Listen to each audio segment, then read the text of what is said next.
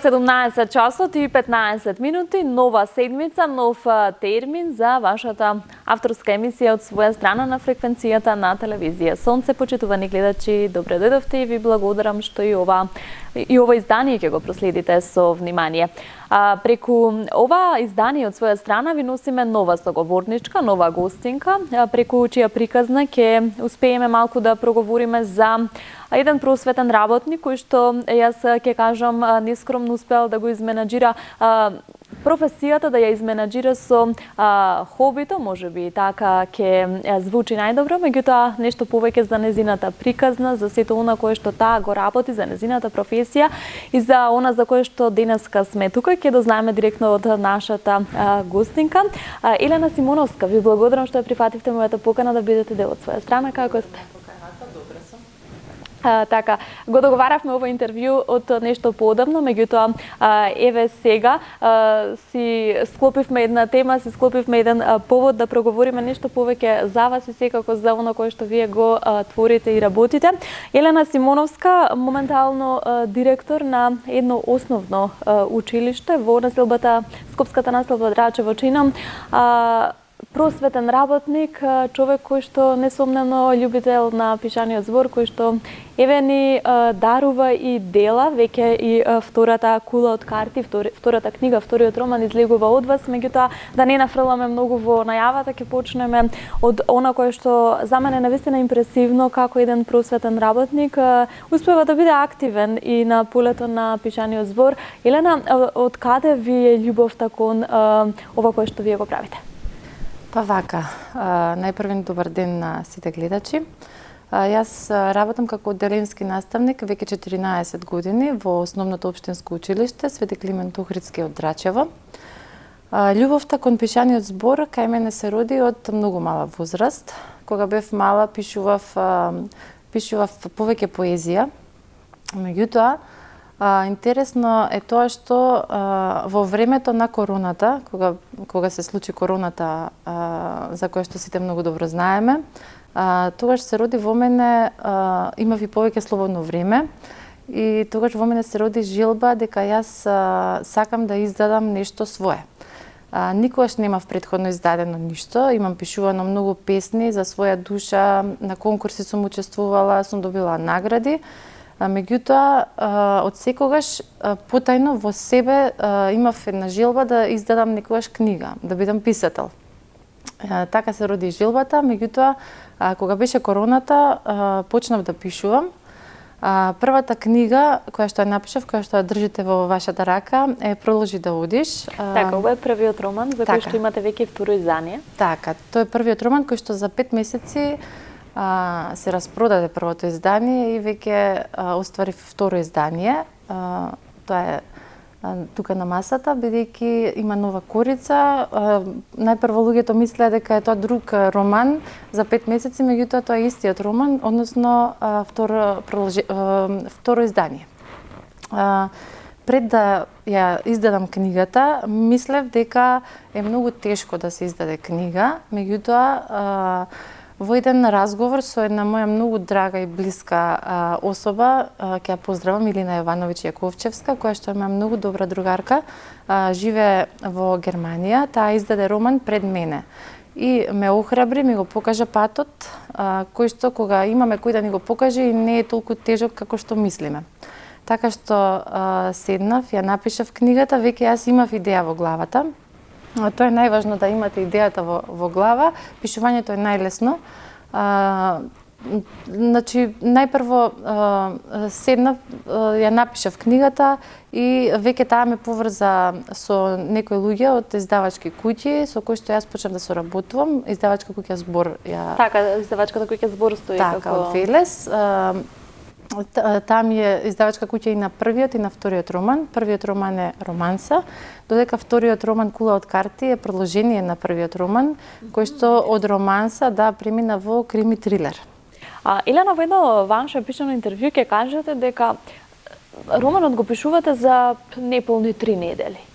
Како се случи тоа? Ја имавте ли приказната во вашата глава, па само одеше сето тоа напишано или така спонтано ви дојде? Од каде инспирацијата е моето прашање? Така, Како што кажав, инспирација имав уште од поодамна. Значи, јас веќе во главата си имав нешто смислено, меѓутоа некако не се решавав на чекорот да издадам, бидејќи мислев дека е тежок патот да се издаде книга. Ете, таква замисла имав, не знам од каде, но кога ми посочија дека не е толку тешко, кога веќе мојата пријателка издаде книга пред мене, таа ми кажа дека всушност не е толку тешко, дека е едноставно, и јас тогаш седнав, бидејќи веќе ја имав склопено во глава приказната, и затоа ја напишав за толку брзо време, меѓутоа со целото нејзино средување, значи не беше толку брзо, дефинитивно.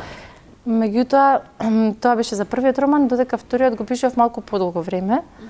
Да, бидејќи таму имав повеќе за истражување, затоа што не се разбирам многу во криминалистика. Да, интересно е што од романса преминуваш во крими трилер. Зошто во крими трилер? Сметаш ли дека кај нас тоа повеќе привлекува читаност или еве ти како читател? Вака, јас како читател токму и поради тоа се одлучив вториот роман да биде малку поинаков жанр од првиот. Можеби мислам дека првиот роман, можеби секој писател кога почнува да пишува, некако прво мислам дека е полесно да пишуваме романса и се одлучуваме за романса, меѓутоа бидејќи мене лично како читател ме привлекуваат повеќе трилери, па и крими трилери да речам, затоа се одлучив вториот роман да преиде од романса во крими трилер. Сега, како цел живот просветен работник, каков беше фидбекот, какви беа реакциите на оние луѓе од вашето обкружување кога излезе продолжи да одиш, па и сите оние читатели до кои што допре токму овој роман, какви беа реакциите? Се читаше ли, се читали и продолжи да одиш се уште? Да, продолжи да одиш се уште се чита. Реакциите на почетокот беа многу интересни. Најпрвен, јас на моите ученици им ги кажувам сите мои важни случувања во мојот живот приватен, да речам. И јас веќе нив им напоменав дека нешто спремам и дека издавам книга, и тие беа многу возбудени дека нивната наставничка пишува книга и дека ќе издаде роман. Кога го издадов романот, прво на нив им кажав, и тие беа многу среќни, па потоа нели веста се расшири наоколу. Сите беа воодушевени, најмногу мислам и моите блиски луѓе и кој како разбере, нели по социјалните мрежи се расшири, има убава промоција направено во Домот на културата во Автокоманда. И веќе се расшири веста дека јас сум напишала книга и најпрво сите го чита позади краткото сеже и мислам дека им се допадна на луѓето, дека сакаат да читаат романси и дека веќе за 5 месеци самата книга се распродаде, па правевме второ издание. Второто издание. Овде вели емотивна приказна која ќе ги допре вашите срца и ќе ве освои. Навистина верувам дека оваа приказна се уште ги освојува сите оние читатели кои што нели си ја набавиле, си ја купиле книгата. Сега просветен работник, значи ли тоа денес да се биде човек кој што ја работи можеби најблагодарната, најблагородната професија на денешницата, и колку е тоа предизвик за една млада жена која што верувам дека сте и сопруга и мајка сте исто така, како успевате да балансирате помеѓу приватното, помеѓу професијата? Да, јас сум сопруга и мајка сум на Матео, кој што ќе оставам за подоцна, ќе го видите на насловната страна на Кула од карти. Па вака, кога се сака нешто, се може. На почетокот најмногу, бидејќи тогаш и мојот син Матео беше помал и обично вечерите беа создадени за мене кога тој ќе заспие, да го правам јас тоа што најмногу го сакам за себе. Бидејќи нешто кога правиме со љубов, не бираме ни време ни место. Ми се случувало буквално, јас најпрво, еве да напоменам нешто интересно, книгите ги пишувам во телефон, во нотес.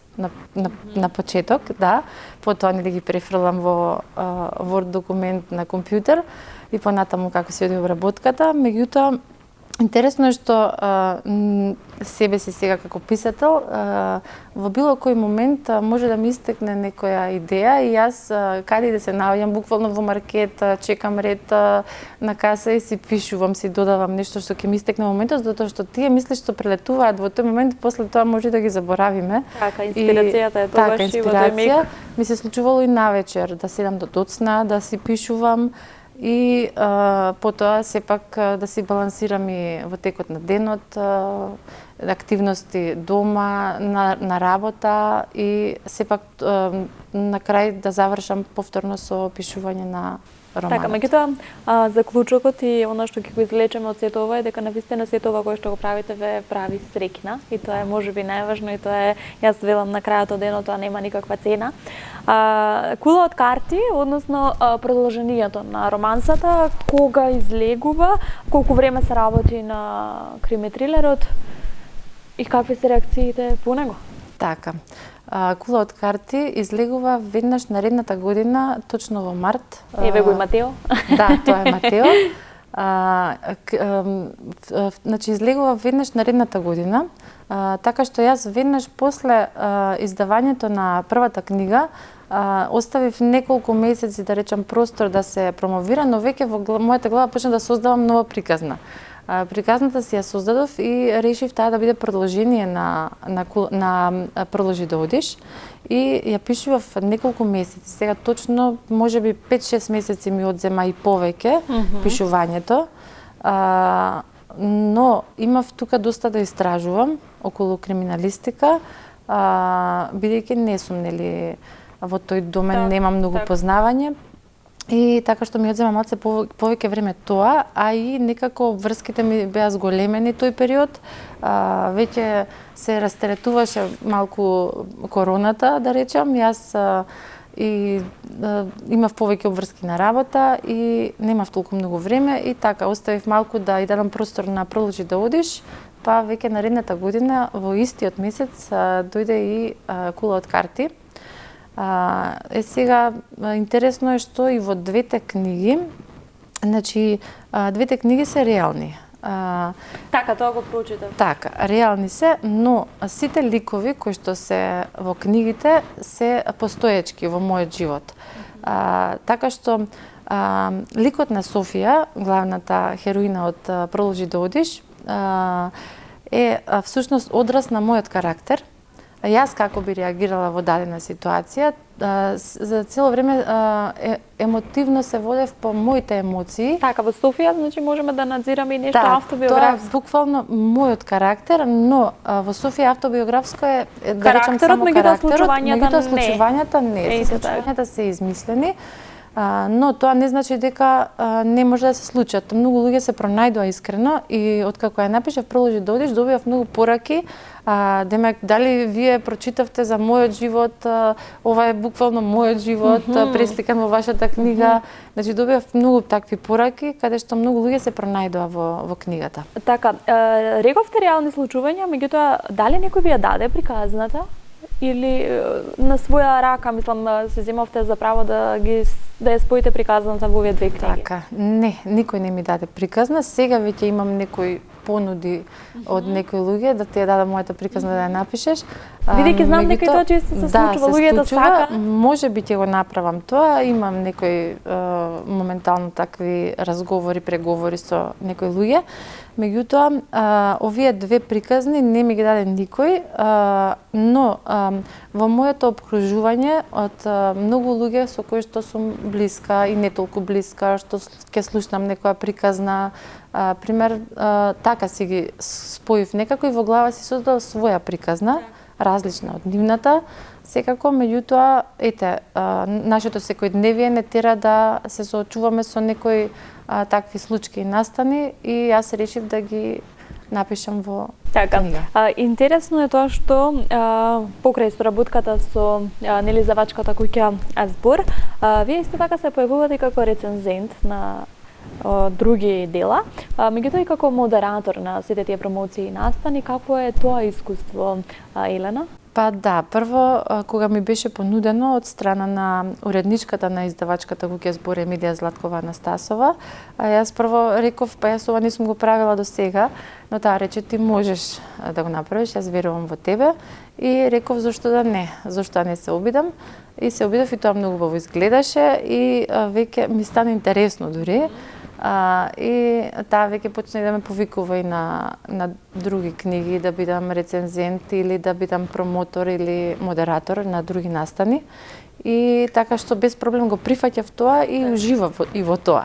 Моето прашање е колку издавачките куќи се спремни, односно колку се расположени да комуницираат, да соработуваат еве со конкретно млади автори кои што наши македонски автори за кои што допрва ќе ги читаме, за кои што допрва ќе слушаме, се давали шанса на оние млади автори кои што навистина ја заслужуваат и кои што има што да ни прикажат на листот хартија, можеби.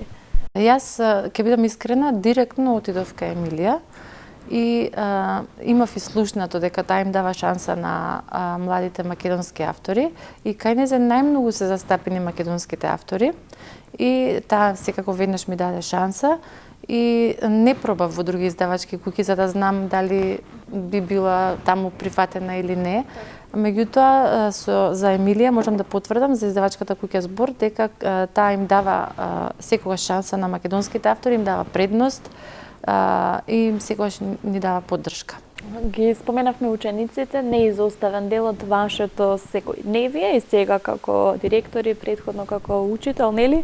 Па еве ќе ги поврземе токму со она кое што вие го правите. Читаат ли денеска вашите ученици? Да, читаат. Ние имаме една многу убава библиотека и библиотекарка која што многу си ја работи работата со учениците. Постојано им дава предизвици како читатели на месецот, на неделата и самата таа кажува колку е задоволна дека учениците постојано бараат книги од библиотеката, читаат, а веќе и поголемите ученици кои што кога излезе мојата прва книга Проложи да одиш, бидејќи сепак книгите не се детски, кои што ги издадов, но имаше интерес кај да речем кај поголемите ученици и веќе нивните родители си ги има набавено книгите и тие ми кажуваат дека ја прочитале Проложи да одиш. Проложи да одиш е сметам дека може и за таа возраст да се... Да, тој ќе ве прашав за кого се наменети вашите книги. Па, Кула од карти не би ја наменила за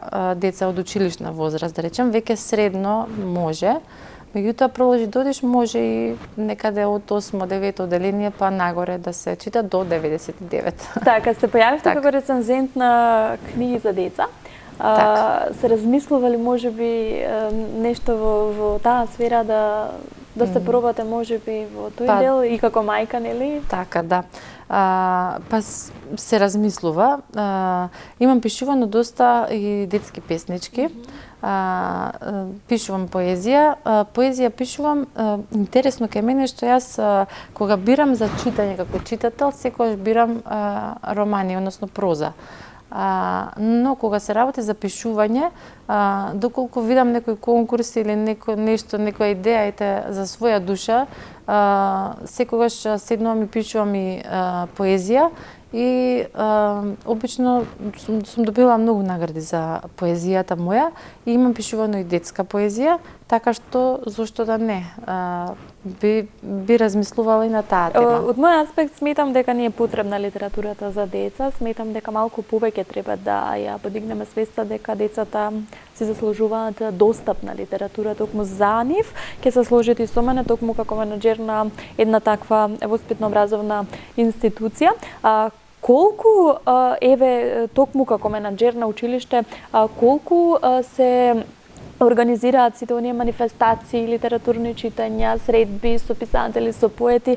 Јас кога бев ученик, навистина тоа беше еден исклучително убав период на такви настани. Еве сега прашувам директно од човекот кој што е инволвиран во една таква институција, колку се случуваат сите овие средби во училиштата? Така. Како што кажав, благодарение на нашата прекрасна библиотекарка, Нате, таа е многу ангажирана околу вакви настани. Да, имаме повикувано и писатели во нашето училиште, имаме средба со писатели. Децата се многу заинтересирани секогаш кога се работи за пишување, читање на книги. Има голем интерес и имаме убави настани, промовираме. Верувам дека има и многу талентирани дечиња кои што сметам дека на тие настани ќе си се испромовираат и ќе си се мотивираат со добивање на сите тие награди на литературни конкурси. Најчесто децата од нашето училиште многу често учествуваат во разни конкурси за пишување и обично секогаш добиваме многу награди. Имам голема желба кај децата и голем интерес да пишуваат. Која е Елена Симоновска приватно покрај сето ова кое што го правите? Сопруга сте, мајка сте, како го поминувате слободното време, кое што чинам дека го немате многу, ама сепак на некој начин мора да се полнат батериите. Така. Вака би кажала, моето приватно време до пред и после директорската функција, бидејќи со самата функција ми се намали и малку и дел од приватното време, затоа што имам поголеми обврски. Меѓутоа, сепак гледам да поминам доста време со семејството. Значи, мојот сопруг Иван Симоновски исто така е вработен во просвета и тој е секретар во основно училиште, така што има разбирање за мојата работа. Си знаете кои се врските и нема тука лутање кој колку има слободно време. Но секогаш гледам пред сите тие обврски да бидам посветена мајка, сопруга, жена и секое слободно време го поминувам со семејството, со пријателите, се дружам, излегувам. Колку Матео ги разбира обврските на мама и колку си бара време за него? Матео оди во градинка моментално и па ги разбира. Секое дете си бара внимание и сега, но тој знае дека мама и тато одат на работа и имаме и кој да го чува, нели, доколку ние не сме во можност, меѓутоа гледаме и двајцата секое слободно време да го поминеме со него и најчесто тоа се случува, тоа не е секојдневие. Се знаеме, после работа, се знае детето е на прво место, гледаме да го носиме, обично сега, нели, по градинките постојано има, нели, детски роден ден, гледам да не изоставам ниту еден детски роден ден, за тој, нели, да си има време за себе и за своите другарчиња. Го носиме, го шетаме, се дружи со другарчиња, со деца, така што... Елена, ќе ве прашам сега еве од аспект на уште една жена спроти вас. Не сметате ли дека многу и се наметна на жената денес да биде се, да се очекува од неа многу? Еве, како жена која што си ја брка кариерата, жена сопруга, жена мајка, жена домакинка во домот, нели сметате дека тоа е навистина еден предизвик и дека не секоја жена може да се носи со сето ова наеднаш? Да, тоа е точно. На сите некогаш ни доаѓа преку глава од сите тие обврски. Меѓутоа, како жени, да, премногу сметам дека ни е наметнато и дома, и во домот, и кариера, и некако премногу обврски ни се дадоа на нас жените. Така, она кое што сакам јас да го потенцираме дека еве и порака нека биде до сите оние жени кои што ќе го погледнат овој наш разговор е дека навистина е доволно се што правиме. Да не си создаваме некој притисок дека сме помалку важни или дека со функцијата сме нешто многу важни, туку дека сето она кое што го правиме ние како жени е и повеќе од доволно. Така. Истото го делиме мислењето, да, се сложувам со вас.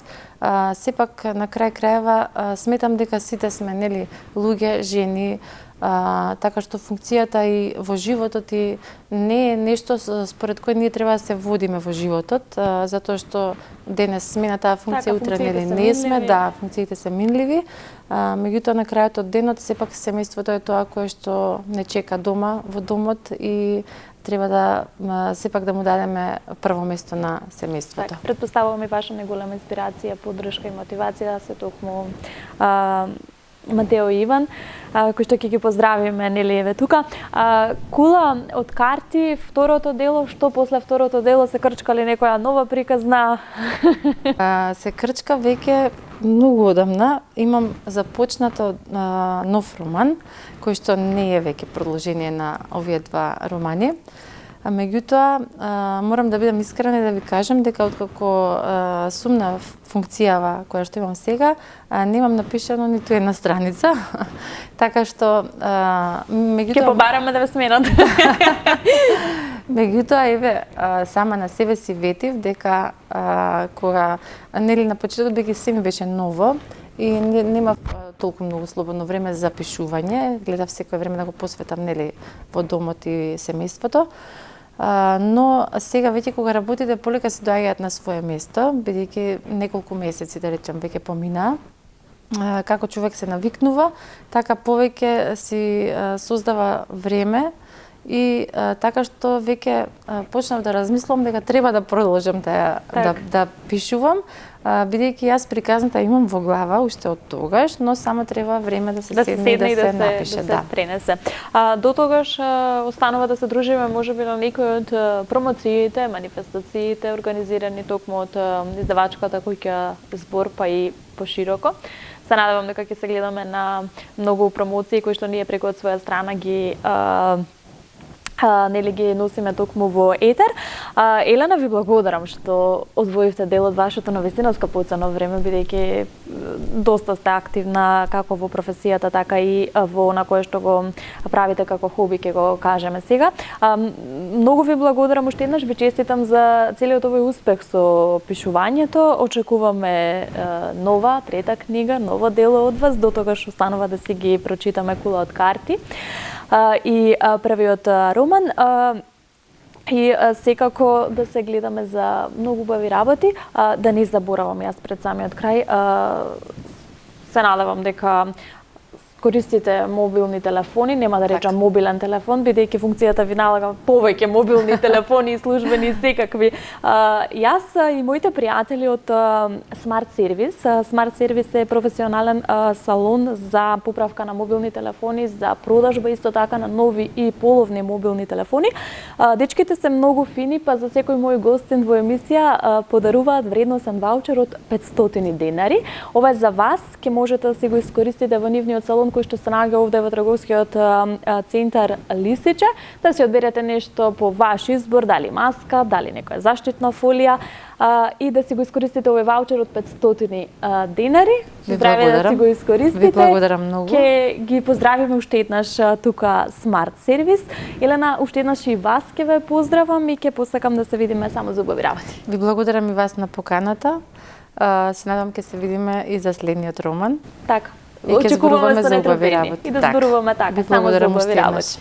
Почитувани гледачи, да се гледаме и со вас само за убави работи. Се надевам дека преку ова топло интервју со нашата авторка и просветен работник секако Елена Симоновска успеавме и овој пат да допреме до вас, да го задржиме вашето внимание. Јас ќе ве поздравам, ќе посакам да читаме македонски автори, да си купуваме и поддржуваме книги од наши македонски автори. Тука ќе ве поздравам уште еднаш и се гледаме за една седмица од сега.